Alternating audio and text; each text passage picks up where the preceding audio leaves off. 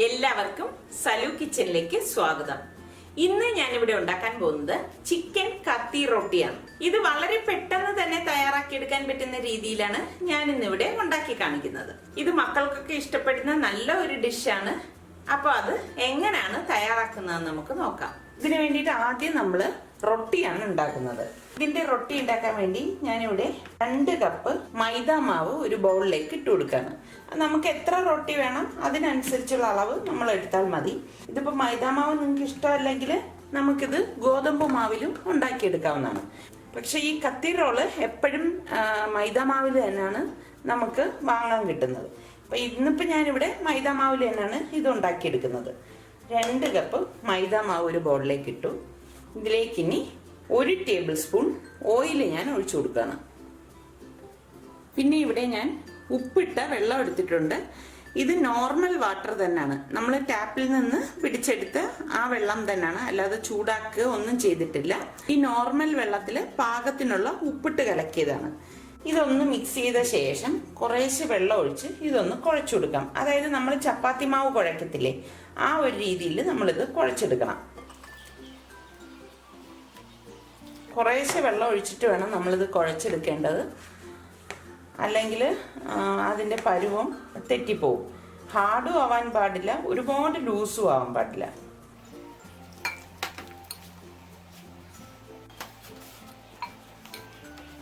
ഇതിവിടെ ഞാൻ ഈ മാവ് നന്നായിട്ട് കുഴച്ചെടുത്ത് വെച്ചിട്ടുണ്ട്. ഇനി ഇത് ഒരു പാത്രം കൊണ്ട് മൂടിയിട്ട് അരമണിക്കൂർ മാറ്റി വെക്കാം. ഈ സമയം കൊണ്ട് നമുക്ക് ഇതിലേക്ക് ചേർക്കാനുള്ള ഫില്ലിംഗ് തയ്യാറാക്കിയെടുക്കാം. ഇതിന്റെ ഫില്ലിങ്ങിന് വേണ്ടിയിട്ട് ഞാൻ ഇതുപോലെ ഒരു ചെറിയ ബ്രസ്റ്റ് പീസാണ് എടുത്തിരിക്കുന്നത്. ഈ ബ്രസ്റ്റ് പീസിനെ ഇനി വളരെ ചെറിയ പീസായിട്ട് ഞാൻ കട്ട് ചെയ്തെടുക്കും.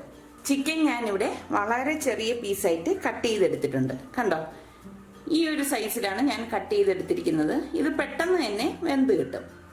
ഇതിപ്പം വേവിച്ച ചിക്കനൊന്നും അല്ല, ചിക്കൻ്റെ ബ്രസ്റ്റ് റോ ആയിട്ട് തന്നെ ഞാൻ എടുത്തിട്ട് കട്ട് ചെയ്ത് വാഷ് ചെയ്ത് ഡ്രെയിൻ ചെയ്തെടുത്ത് വെച്ചിരിക്കുന്നതാണ്. പിന്നെ ഇതിലേക്ക് വേണ്ടിയിട്ട് ഞാനിവിടെ കുറച്ച് വെജിറ്റബിൾസ് എടുത്തിട്ടുണ്ട്.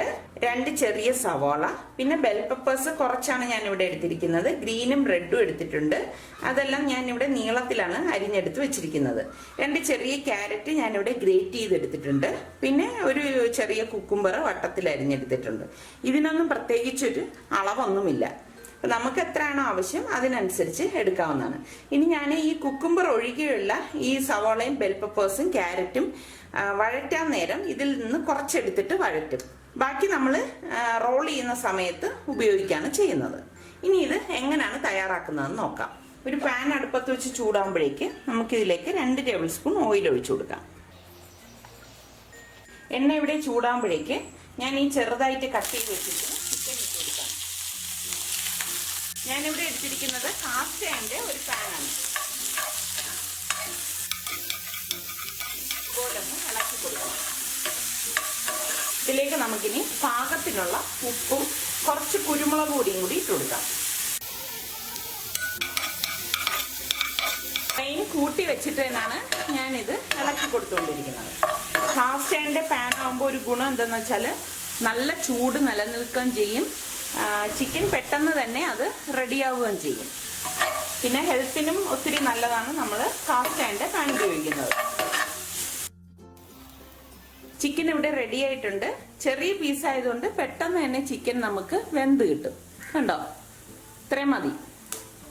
ഇനി നമ്മൾ ഇതിലേക്ക് ഞാനിവിടെ കട്ട് ചെയ്ത് വെച്ചിരിക്കുന്നതിൽ നിന്ന് കുക്കുംബർ ഒഴികെയുള്ളത് കുറേശ്ശെ നമ്മൾ ഇതിലേക്ക് ഇട്ട് കൊടുക്കും.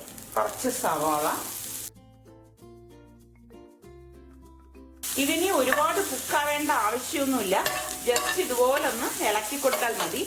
ഇനി ഇതിലേക്ക് ഞാൻ red chilli sauce 1 table spoon ഒഴിച്ചു കൊടുക്കാം.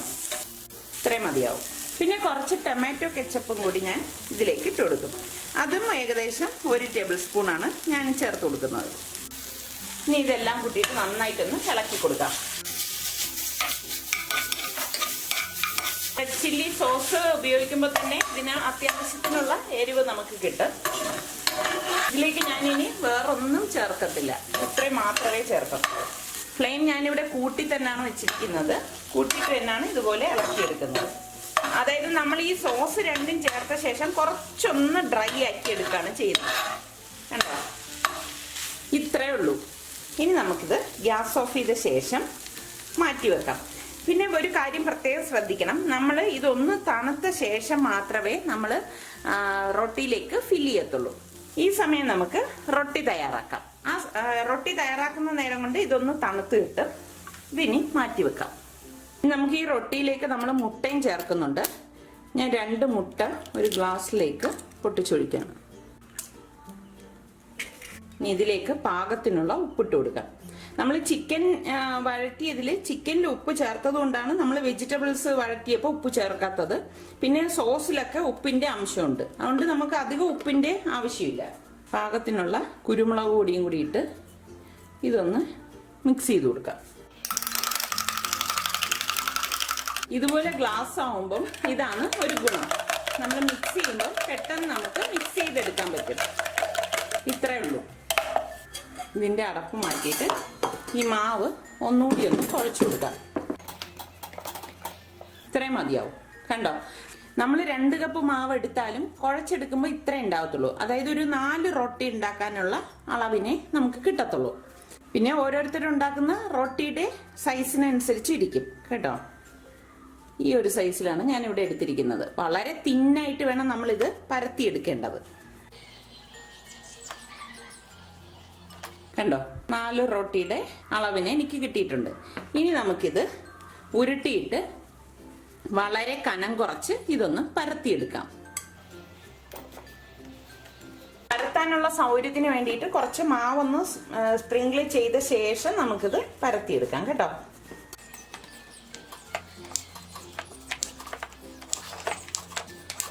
വളരെ കനം കുറച്ച് വേണം നമ്മൾ പരത്തിയെടുക്കേണ്ടത്, അത് പ്രത്യേകം ശ്രദ്ധിക്കണം.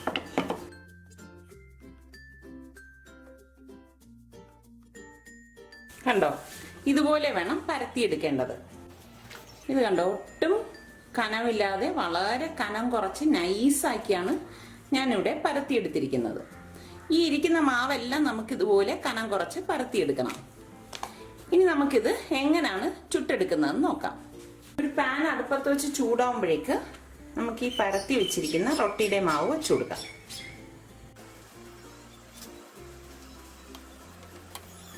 ഇതിട്ട് ഒന്ന് ചൂടാവുമ്പോൾ തന്നെ നമുക്കിതൊന്ന് മറിച്ചിട്ട് കൊടുക്കണം. വീണ്ടും ഇതൊന്ന് മറിച്ചിട്ട് കൊടുക്കാം. വീണ്ടും തിരിച്ചിട്ട് കൊടുക്കാം. തിരിച്ചിട്ട് കൊടുത്ത ഉടൻ തന്നെ നമുക്കിനി ഇതിന് പുറത്തേക്ക് ഈ മുട്ട അടിച്ചു വെച്ചിരിക്കുന്നില്ലേ, അത് ചുറ്റിനൊന്ന് ഒഴിച്ചു കൊടുക്കാം. ഇങ്ങനെ ഒഴിച്ചിട്ട് ഇതൊന്ന് പരത്തി കൊടുത്താൽ മതി. ഇതുപോലെ ഒന്ന് പരത്തി കൊടുക്കണം.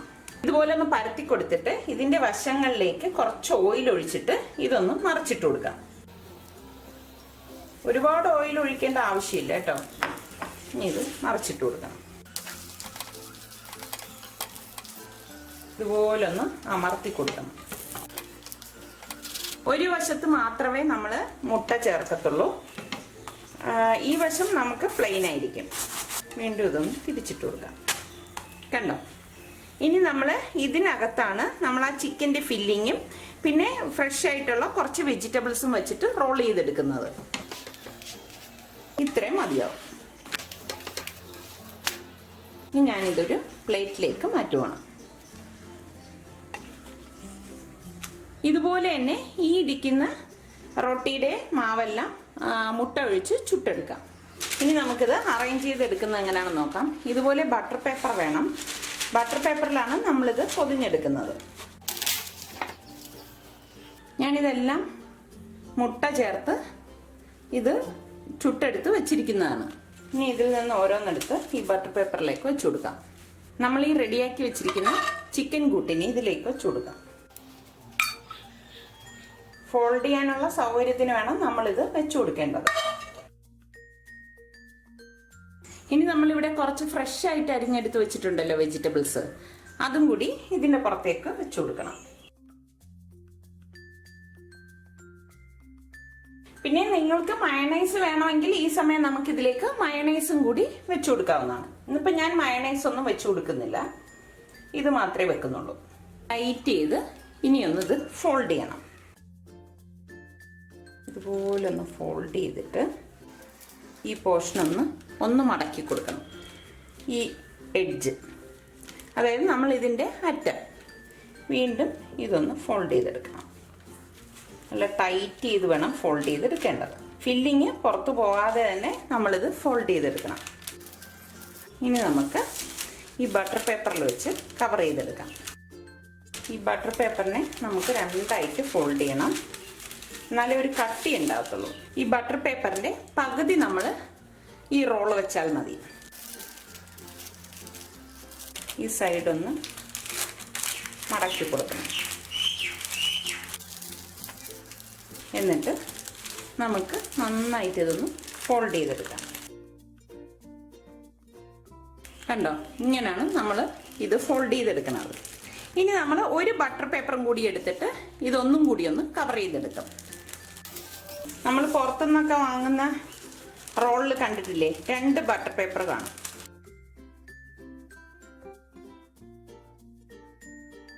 ഇതുപോലെ ടൈറ്റ് ചെയ്തെടുക്കണം.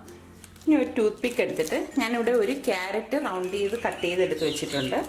ഇത് അതായത് നമ്മൾ ഈ ബട്ടർ പേപ്പർ വെച്ചാൽ ഇത് മാറിപ്പോകാതിരിക്കാനാണ് ഇങ്ങനെ ചെയ്യുന്നത്. ഒരു ക്യാരറ്റ് നമുക്ക് വെച്ച് കൊടുത്തിട്ട് ഒരു ടൂത്ത് പിക്ക് കൊണ്ട് ഇതൊന്ന് കുത്തി കൊടുക്കാം. ഇതൊക്കെ ഒരു ഭംഗിക്ക് വേണ്ടി ചെയ്യുന്നതാണ്. ഇനി ഞാൻ ഇതിൻ്റെ മുകളിലേക്ക് ഒരു ചെറിയും കൂടി വെച്ച് കൊടുക്കാം. കണ്ടോ, കാണാനൊരു ഭംഗിക്ക് ഞാനിങ്ങനെ ചെയ്യുന്നതേ ഉള്ളൂ, എന്നാൽ റാപ്പ് ഇതിൽ നിന്ന് ഊരി പോകത്തുമില്ല. കണ്ടോ, ഇങ്ങനെയാണ് നമ്മളിത് ഫോൾഡ് ചെയ്ത് എടുക്കേണ്ടത്. ഇത് ഞാൻ ഇനി ഒരു പ്ലേറ്റിലേക്ക് മാറ്റിയിട്ട് ഞാൻ ഒരെണ്ണം കൂടി ഫോൾഡ് ചെയ്യുന്നത് കാണിച്ചു തരാം.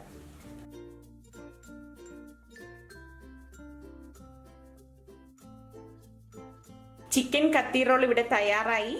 ഇത് നമ്മൾക്ക് കുട്ടികൾക്ക് സ്കൂളിൽ പോകുന്ന ടൈമിലോ അതല്ലെങ്കിൽ അവരുടെ ലഞ്ച് ബോക്സിലോ, ഇനി അതും അല്ലെങ്കിൽ അവർ സ്കൂൾ വിട്ട് വരുന്ന ടൈമിൽ ഇത് ഉണ്ടാക്കി കൊടുത്താൽ ഇത് ഒരെണ്ണം കഴിച്ചാൽ മതിയാകും, വയറ് ഫുള്ളാവും. അപ്പം എല്ലാവരും ഇതൊന്ന് ട്രൈ ചെയ്ത് നോക്കണം. അവർക്കിത് എന്തായാലും ഇഷ്ടമാവും. ട്രൈ ചെയ്ത് നോക്കി നിങ്ങൾക്കിത് ഇഷ്ടമാവുകയാണെങ്കിൽ ഇതിൻ്റെ ലിങ്ക് ഷെയർ ചെയ്യുവാനും ലൈക്ക് ചെയ്യുവാനും കമൻറ്റ് ചെയ്യുവാനും മറക്കണ്ട. പിന്നെ സബ്സ്ക്രൈബ് ചെയ്തിട്ടില്ലാത്തവരുണ്ടെങ്കിൽ സബ്സ്ക്രൈബ് ചെയ്യുവാനും മറക്കരുതേ.